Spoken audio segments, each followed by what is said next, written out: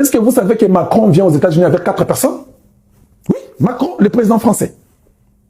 Il ne vient pas avec beaucoup de gens. Il ne vient pas avec une dizaine, une vingtaine, une trentaine. Non.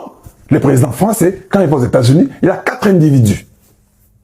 Ils ont l'air attachés militaires là-bas avec des gens là-bas, des services français qui sont aux États-Unis. Et en même temps, quand il descend, il y a ici les services américains de sécurité qui l'accompagnent. Donc, ça va résoudre... Bonjour Bandeko, Balandia Chronique d'Inet TV. Moi, ya maman Marie-Antoinette Makayabu, azomemela bino ba information moko vraiment oyo bazako lobana bino te. Ba information moko euti kokoya na mesa awa na table oyo pona ko lobela Sony oyo kimisi Tshisekedi na États-Unis. Pourquoi Donald Trump bakomi à froid avec Tshisekedi pona makambo ebele? Semaine passée toyoki Tshisekedi voulait partir aux États-Unis pour représenter Congo, kolobela Congo na makambo etali kimia na comment ko prévenir, comment ko sortir kolongwa na crise o eza lié na Congo démocratique.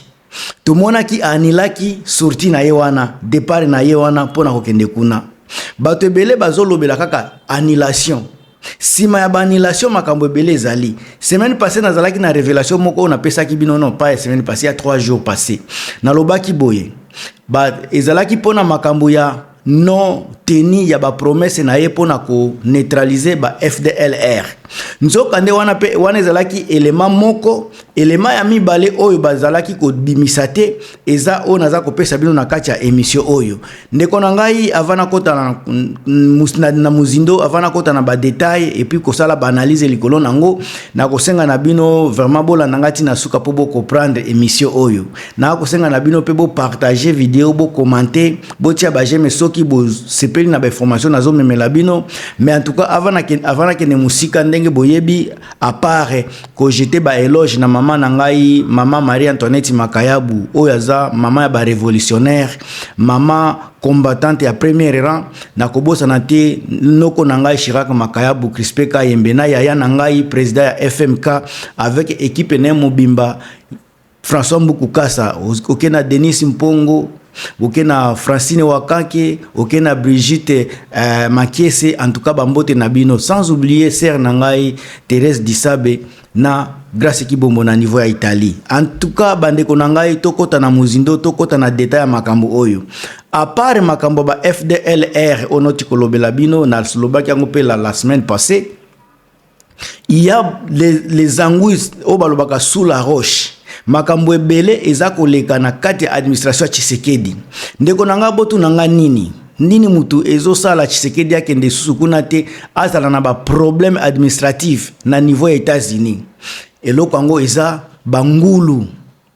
Est-ce que vous savez que Macron vient aux États-Unis avec 4 personnes? Oui, Macron, le président français. Il ne vient pas avec beaucoup de gens. Il ne vient pas avec une dizaine, une vingtaine, une trentaine. Non, le président français, quand il va aux États-Unis, il a 4 individus. Ils ont l'air attachés militaires là-bas avec des gens là-bas, des services français qui sont aux États-Unis. Et en même temps, quand il descend, il y a ici les services américains de sécurité qui l'accompagnent. Donc, ça va résoudre... Bangulu. Boti koyoka ndeko na biso nani ndeko na biso Kalonji. Kalonji ayebi makambo oyo. Yango aza koloba président ya France kendeke kaka na 4 personnel na nini na entourage na ye. Boni boye ya biso tokendeke plus de 100, 115, ba 92, tozalaka toujours autour ya 100. O bazokende na délégation ya Tshisekedi. Bokena batu ya nini ya Kenya bazolo Tanzanie soki kena batu ebele bazalaka 8. Soki ba misu bake bazalaka donc batu balekaka kutu ba 18 te. Soki muntu akepe na ko signer ba ko bazalaka tamsu ba 10 personnes.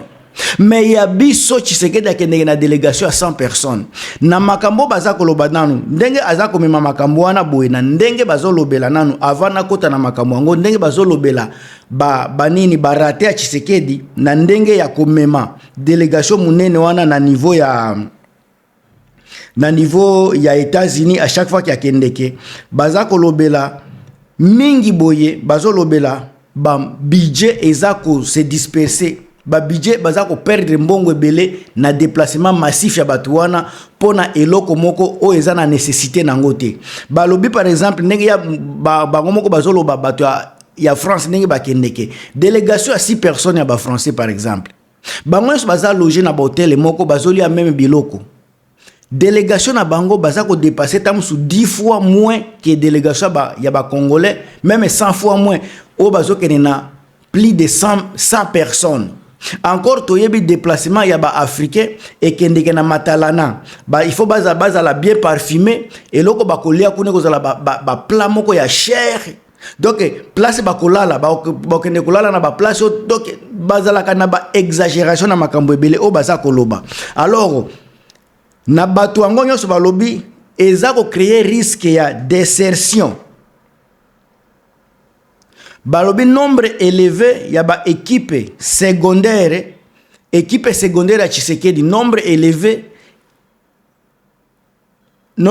pour les équipes secondaires ya entourage à Tshisekedi, tendance na bango eza recherche d'immigration soit asile. Et loko bazoloba pona Tshisekedi bazoloba nombre o excessif ba o bazokende net ba secondaire wana objectif na bango bazokende pona asile politique pona makambo immigration. Alors na entourage ya Tshisekedi ndenge bozomona akomisa voyage na ye comme makambo ya recherche ya immigration, makambo ya recherche ya ba asile. Yango bozomona ndeko na biso oyo asi ayebi makambo naza koloba, ayebi ndenge makambo za koleka na se ba caméra, akomi ko se pulmoner, akomi ko regretter, akomi koloba boni bino bozokende ki ebele. Bomo ndenge bokomi ko bima na poisa. Ba américain, ba Kenya, oh pardon, eza ba américain te, ba français, ba Kenya, ba to Tanzanie tango ba kende ke ba sorti na bango boy ba kende na ba mission diplomatique, bazalaka ebele te balekaka disité. Mais comment expliquer à Congo bazalaka plus de 100 et puis tango bazako bazonga ka nyonso te. Nyonso wana Donald Trump azalaki koyeba yango te, je pense. Lelo sika administration ya Trump bakomi kotala makambo yango, bakomi komona mais ça c'est du trop. Bazakoya bazakozonga kate, bazakoya bazakozonga kate, bazakoya bazozonga kate. Alors et komi ko lase ba éthique badini ba alarme na batu oyo baza na gouvernement ya Donald Trump. Tango bakomi koloba makambo yango, Tshisekedi akomi kobanga. Parce que déjà bakoki ko arrêter pona makambo ya ba trafic ya ba humain. Tshisekedi azosala trafic ya ba humain na ndenge bozomona na niveau ya États-Unis, na niveau ya Amérique, ba pays développés bakobenga ngo trafic humain. Trafic humain Tshisekedi azosala komema batu bazokende kotikala. Ya mibale ezalaki on alobaki liboso makambo ya ba FDLR. Alors na minicho bandeko na ngai soki tozwi makambo yango na ndenge ezotambola, je ne pense pas que Tshisekedi situation na ye eza bien. Aza na situation moko multiple. Situation moko administrative yango eza kolanda na niveau ya poto pona ba trafic ya ba humain yango Tshisekedi azosala na niveau ya nini, na niveau ya ba négociation na bango azape na problème ya ko neutraliser ba FDLR.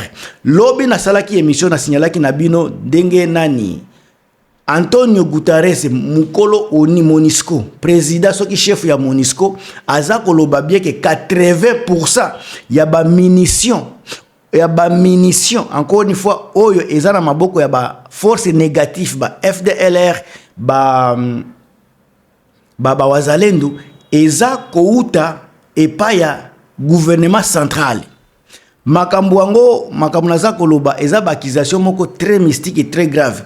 Oye komema Tshisekedi na gouvernement na mobimba na situation moko catastrophique après mandat na ye. Ntango oza na mandat bako protéger yo parce que oza président oza na ba makambo ebele ya kosunga. Tango pouvoir ekosila ndesika makambo bandaka. Alors bofungola miso. Est-ce que ce n'est pas c'est pour cela nde Tshisekedi azoboya kotika bokonzi? Est-ce que eza pona bongo nde Tshisekedi azolinga kaka a changer constitution pour atikala na pouvoir parce que ayebi soki alongwe kaka ça risque fort, soki alongwe bakoki ko kangaye na makasi, soki alongwe a risque ko en tout cas kozwa ba problème ebele ezala na communauté internationale take communauté nationale na biso. Alors ba élément na memeli bino ezalaki moi ebele mais na ngite na sala makambo ebele po abazolobela ba contrôle budgétaire par exemple ba lobby pona ba pays local la France dans l'andaki makambo ndeko na biso lobaki pona France beaucoup kozala na plus de 4 na 6 personnes mais 4 personnes bazana facilité ko sala ba audit strict baza pe ko éliminer nini ba pression médiatique tango za ebele zo créer pression médiatique alors makambo ebele eza côté kuna mais tango baza ebele baza koya ebele sur contrôle budgétaire kozala donc mobulu alors ba frais d'émission ekozala costaud ekozala vraiment munene otozomona na pays na biso alors balobeli pe makambo mususu ba rôle ya voyage ba tango ba français bazokende bango bazokende na ndenge ya mission diplomatique na économique o eza bien ciblé yango baebi avec bato toza na bango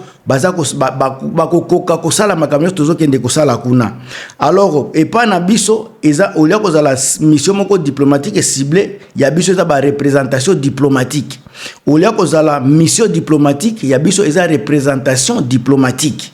Alors réseau ya patronage politique nde toza nango pendant que ba misusu bazana ba économie moko ciblé. Alors yango nyonso nde baza eloko baza ko lobela na ba biloko ya trafic humain oyo Tshisekedi azo sala na ba niveau ya ba États-Unis. Naza ko confirmer yango te encore une fois ezala te que non alobaki boye naza ko loba oyo ba expert baza ko loba. Est-ce que Tshisekedi aza ko sala trafic humain na ba déplacement na ye?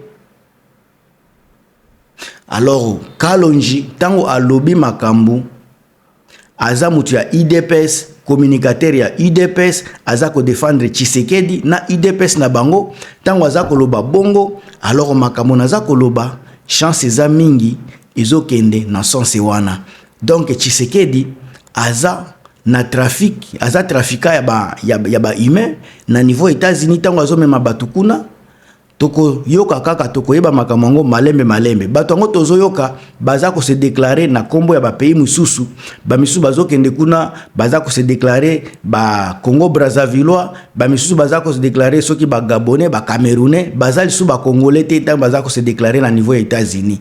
En tout cas ba policier congolais boza ko yoki sabiso soni bino batu boloba ki sekede za ko sala bien bino nde boza ko kima na Belgique toyoki Congo nde numéro 1 mutu aliboso ko senga basile politique pendant que tozoloba Tshisekedi azo sala bien mais congolais aza ko kima mboka tina kati ya délégation ya président batu bazo kima. Cela veut dire que en tout cas il y a quelque chose à boire na makamboyo. Bon commenter bo tia ba point de vue na bino na kati ya commentaire. En tout cas on est ensemble toza toujours comme la bino be formation selon ndenge toza ko zwelango oyo ezeloko na zui epande ko na biso kaka moko azana kati ya gouvernement Tshisekedi ya travaka azana kisasa wana kombo boyebi bien que c'est impossible to pesa parce que ko protéger image na ye et puis pour et permettre toujours biso kozwaka ba information kitoko na niveau ya source wana ngam tunabino Gilmas mwana ya maman Marie-Antoinette Makayabu la maman de la révolution. On se revoit à très bientôt, bye.